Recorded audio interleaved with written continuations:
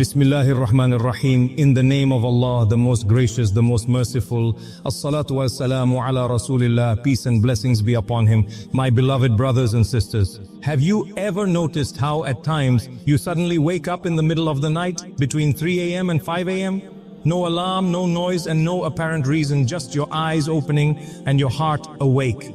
You may toss and turn, wondering why. Some people reach for their phones while others try to sleep again. But do you know that this moment is not random? It has a meaning. It may be Allah subhanahu wa ta'ala calling you towards something greater. This early hour of the night is indeed special. It is a time when the world is silent, distractions fade away, and the heavens are open. It is when Allah subhanahu wa ta'ala himself descends to the lowest heaven in a manner befitting His Majesty and asks, "Who is calling upon me so that I may answer him? Who is asking me so that I may give him? Who is seeking my forgiveness so that I may forgive him?" Consider this, my brothers and sisters. The King of all kings, the Lord of the worlds, the one who owns everything we desire, wealth, health, peace, success, love. He is asking you, what do you want, my servant? Yet many of us turn away, roll over, and go back to sleep.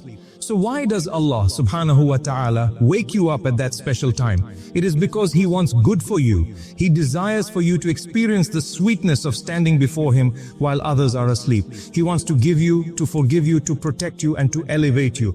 The Prophet Muhammad, peace and blessings be upon him, spoke highly of the night prayer known as tahajjud. He said, "It is the honor of a believer. It brings light to your face, strength to your soul, and blessings to your life." Imagine being called by Allah subhanahu wa ta'ala himself to come a closer and then choosing to ignore that call. What a loss that would be. My dear brothers and sisters, life is filled with struggles. Many of you carry burdens, debts, broken relationships, health issues, or endless worries about the future. You may cry during the day, but at night, Allah subhanahu wa ta'ala offers you a golden opportunity. Wake up, wash yourself, raise your hands, and speak directly to Him. During this time, your dua, supplication, is unlike any other moment. It is answered, it is powerful, and it ascends to the heavens. Even if you cannot pray for long or recite much, just a few moments of sincere prayer during that hour can change your destiny. Remember, dua is not about its length, but about its sincerity. Do not believe that you need to be a scholar, a saint, or someone with perfect faith to engage in tahajjud. No, it is for everyone with a heart that longs for Allah subhanahu wa ta'ala. It is for the sinner who seeks forgiveness. It is for the student who craves knowledge. It is for the mother praying for her children. It is for the businessman seeking halal sustenance. It is for the broken-hearted who seek peace. Therefore, my beloved brothers and sisters, when Allah subhanahu wa ta'ala wakes you up during this time, do not waste it. Please do not ignore it. This could be the moment that changes your life forever. This could be the night your tears are seen by Allah subhanahu wa ta'ala and your name is written among the forgiven. So, the next time your eyes open between 3 a.m. and 5 a.m., remember, it is not random. It is a personal invitation from Allah subhanahu wa ta'ala. An invitation to rise, to stand, to connect, and to be honored. We will delve deeper into the Quran and Sunnah to uncover the secrets of this special time, how the Prophet, peace and blessings be upon him, practiced night prayer, and the blessings it brings too. My beloved brothers and sisters, we spoke about how waking up between 3 a.m. and 5 a.m. is not a coincidence. It is an invitation from Allah subhanahu wa ta'ala. Let us delve deeper into the Quran and Sunnah to understand the true significance of these moments. Allah subhanahu wa ta'ala mentions in the Quran, and during a part of the night, pray tahajjud beyond what is obligatory for you. It may be that your Lord will raise you to a praise station. Surah Al-Isra 1779. This verse shows us that night prayer is not just another optional act. It is a means for your elevation, honor, and closeness to Allah subhanahu wa ta'ala. Imagine being raised by Allah subhanahu wa ta'ala to a station of praise. What more could a believer want? The Prophet Muhammad, peace and blessings be upon him, would pray until his feet would swell. When he was asked why he did this when all his past and future sins were forgiven, he replied, "Shall I not be a grateful servant?" What does this teach us? That tahajjud is not only for those who are in trouble, but also for those who are grateful. It is for both the person seeking help and the one wanting to thank Allah subhanahu wa ta'ala. Brothers and sisters, between 3 a.m. and 5 a.m. the world is quiet. There are no distractions, no notifications, and no rush of life. Your heart is calm, your mind is clearer, and your soul is more open. This is why du'as made at this time are so powerful. The Prophet, peace and blessings be upon him, said the closest that a servant comes to his Lord is in the last part of the night. So if you can be among those who remember Allah at that time, then do so. Think about it. Allah subhanahu wa ta'ala is closest to you at that time. What else do we need? We often seek favors from people and beg for opportunities, but the one who controls everything is inviting us to call upon him. Yet many of us... Let me remind you of a beautiful hadith. The Prophet, peace and blessings be upon him, said, in the last third of every night our Lord, the Blessed and Superior, descends to the lowest heaven saying, who is asking me that I may give him? Who is seeking my forgiveness that I may forgive him?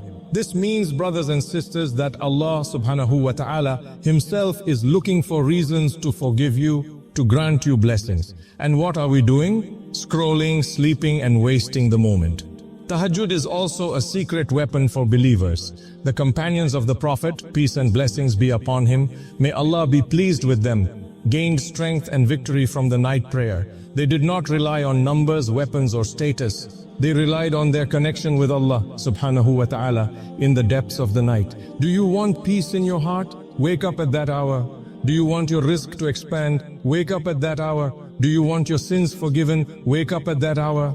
Do you want your children to be guided? Wake up at that hour. Do you want your dreams to come true? Wake up at that hour. My dear brothers and sisters, let us be practical. You may think, I cannot pray for an hour, I get tired, I don't know many surahs. Don't worry, start small. Even 2 rak'ahs of tahajjud prayed with sincerity can change your life. The Prophet, peace and blessings be upon him, said, the most beloved deeds to Allah are those that are consistent, even if small. So if Allah subhanahu wa ta'ala wakes you up, do not feel that you must stand for hours. Wash yourself, make wudu, pray 2 rak'ahs, raise your hands and make dua. Cry if you can, whisper if you cannot. Allah subhanahu wa ta'ala hears you whether you are loud or silent. And let me give you another secret. Dua made at that time is not rejected. The doors of mercy are wide open. Angels are recording your sincerity, and Allah subhanahu wa ta'ala answers in ways you cannot even imagine. Sometimes He gives you what you ask for. Sometimes He delays it because something better is waiting. Sometimes He removes a calamity you never even knew was coming. That is the beauty of waking up between 3 a.m. and 5 a.m. It is not just about prayer, it is about trust. It is about building a friendship with Allah subhanahu wa ta'ala. My beloved brothers and sisters, we have discussed how waking up between 3 a.m. and 5 a.m. is a divine invitation and how it connects us with Allah subhanahu wa ta'ala in a transformative way. Now let's explore how to make this a practical habit and what benefits it brings. Start gradually. Do not overwhelm yourself. If you usually sleep late, don't expect to wake up suddenly every night for an hour of prayer. Instead, begin with once or twice a week. Set your intention. Ask Allah subhanahu wa ta'ala before you sleep, Oh Allah, wake me up in the last part of the night. This dua reflects your eagerness, and Allah subhanahu wa ta'ala loves sincerity. Sleep with wudu. The Prophet, peace and blessings be upon him, taught us to sleep in a state of wudu, recite ayat al-kursi, and remember Allah subhanahu wa ta'ala before closing our eyes. When you sleep in this state of purity, it becomes easier for your soul to respond to the call of the night. 3. Keep it simple. Even if you wake up for just 10 minutes, that is enough to start.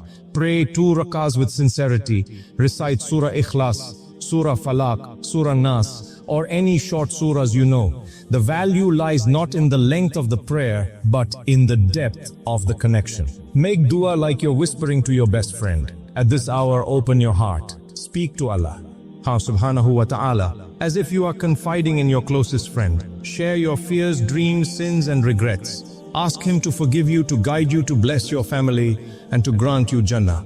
The Prophet, peace and blessings be upon him, said, when half of the night or 2/3 of it is over, Allah the Blessed and the Exalted descends to the lowest heaven and says, Is there any supplicant so that his supplication may be answered? Is there anyone to beg of me so that I may grant him his request? Is there anyone seeking forgiveness so that I may forgive him? Imagine the King of Kings is asking you by name, by situation, by heart. Will you respond or will you turn away? Witness the transformation. When you make this a habit, something beautiful happens. Your heart becomes lighter. Your patience increases. Your relationships with others improve. Your risk sustenance feels blessed. Even if the numbers don't change, your sins feel heavier and repentance becomes sweeter. Most importantly, you begin to feel that Allah subhanahu wa ta'ala is with you in every step of your day. Brothers and sisters, the early hours between 3 a.m. and 5 a.m. are not just a time on the clock. They are a portal, a sacred opportunity and a mercy gifted to the believer. A powerful dua for this time. When you wake up, raise your hands and say, "O Allah, Lord of the heavens and the earth, Lord of the great throne, I ask you for goodness in this world and the hereafter. Forgive me, have mercy upon me, protect me from the punishment of the grave and make me among those who love you and whom you love." Say it with tears and sincerity. Believe that Allah subhanahu wa ta'ala will never let your dua go to waste. My brothers and sisters, many believe that success comes from working late nights and early mornings. But real success begins with bowing down to Allah subhanahu wa ta'ala. In those hidden hours when no one is watching, if you want your day to be filled with barakah, blessings, start it in the darkness of the night with tahajjud.